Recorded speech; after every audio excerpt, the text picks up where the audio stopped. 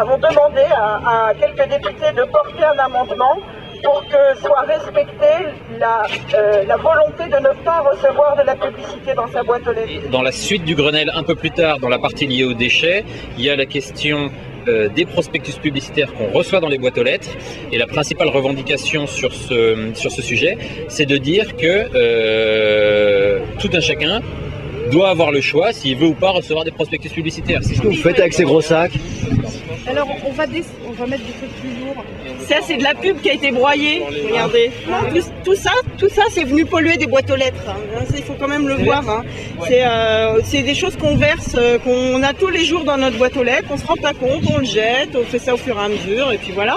Et ben voilà ce que ça représente. Hein. 40 kilos de papier inutile et non souhaité reçus par an et par foyer.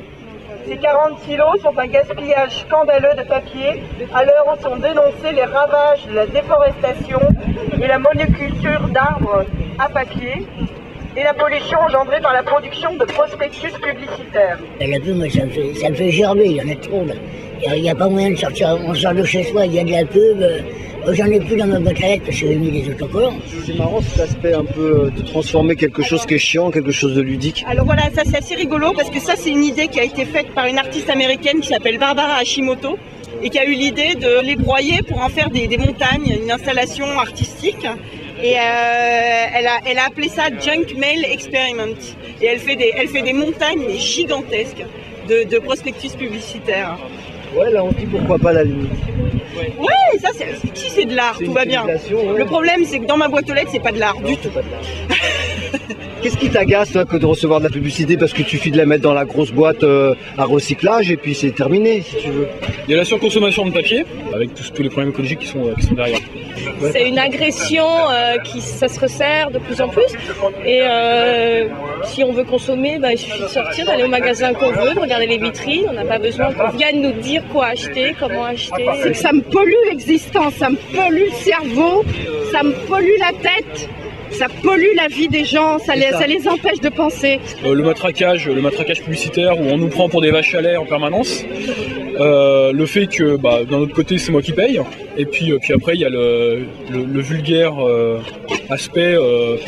Dès que je viens chercher des lettres, j'ai pas envie d'avoir 36 journaux à côté et risquer de louper une vraie lettre. Qui n'a jamais jeté un courrier important sans faire exprès parce qu'il était en sandwich entre deux publicités. Le tas a grossi là. Voilà. Madame, vous amenez vos prospectus de chez vous? Oui, ils sont venus de la poubelle de mon immeuble et de ce que j'ai trouvé dans ma boîte aux lettres aussi. Des petites choses parce que j'ai un panneau anti-pub, mais ça sert pas à grand chose. Voilà, j'ai fait comme vous m'aviez dit, hein. J'ai mis la petite étiquette et tout, mais ça y fait rien. Ouais, c'est respecté qu'à la moitié. L'ADEME a fait des études et parce que c'est pas obligatoire, donc les distributeurs s'en foutent.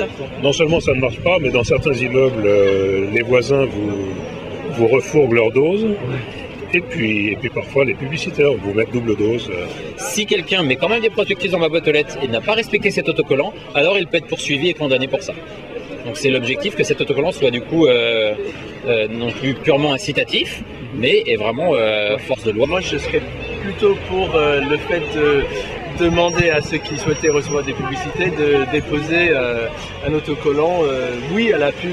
Et là je pense que l'industrie qui nous propose tout ça aurait un peu du temps dans la raison. Et puis je collectionne les petites enveloppes préaffranchies, surtout les trucs de crédit. Et puis je mets un petit mot gentil, j'écris arrêtez d'appauvrir les gens, non au crédit, enfin des trucs voilà, un peu plus vulgaires. Et je renvoie ça, donc c'est eux qui payent le retour. J'arrive à sacrifier une enveloppe et je le retourne en pordu. C'est ça. Je retourne carrément en pordu. Et ça c'est pas mal quand même. Y compris en mettant mon adresse. Hein. La majorité des gens pensent que les luttes diverses et variées contre la publicité sont des luttes futiles et qu'il y aurait, selon eux, des causes bien plus importantes à défendre dans le monde. Mais l'ONU a estimé que chaque année, le budget en publicité s'élevait à environ 500 milliards de dollars. Action contre la faim a calculé que grosso modo 10% de cette somme suffirait pour réduire la faim de moitié dans le monde. Voilà. Donc ça laisse à réfléchir. Je crois que je vais vous laisser là-dessus sur ces chiffres-là. C'est bien, très bien. Merci beaucoup. Merci.